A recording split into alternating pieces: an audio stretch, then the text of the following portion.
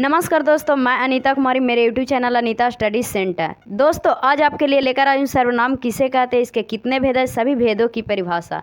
तो चलिए हम जानते हैं कि सर्वनाम किसे कहते हैं। तो संज्ञा के बदले में आने वाले शब्द को सर्वनाम कहते हैं। संज्ञा के बदले में आने वाले शब्द को सर्वनाम कहते हैं। इसमें एक शब्द है कि संज्ञा। तो संज्ञा हम जानते हैं कि किसी भी नाम को संज्ञा कहते हैं। सर्वनाम को मुख्यतः 6 भागों में बांटा गया है। कितने भागों में? 6 भागों में बांटा गया है।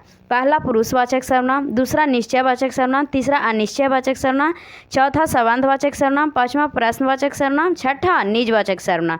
तो पहला है पुरुषवाचक सर्वनाम। जिस सर्वनाम से बोलने वाले, सुनने वाले या जिसके बारे में कहा जाए उसका बोध हो उसे पुरुषवाचक सर्वनाम कहते हैं।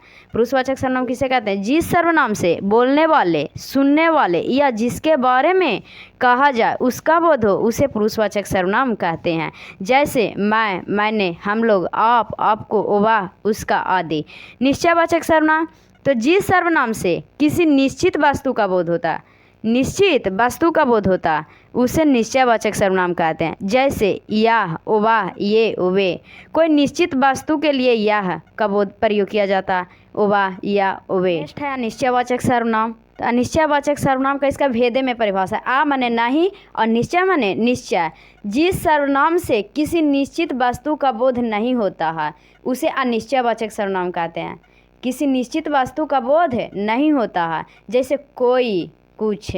नेक्स्ट है संबंधवाचक सर्वनाम। जिस सर्वनाम से किसी संज्ञा या सर्वनाम के संबंध का बोध होता है, किसी संज्ञा या सर्वनाम के संबंध का बोध होता है उसे हम संबंधवाचक सर्वनाम कहते हैं। जैसे जो, सो, जिस, जिनका।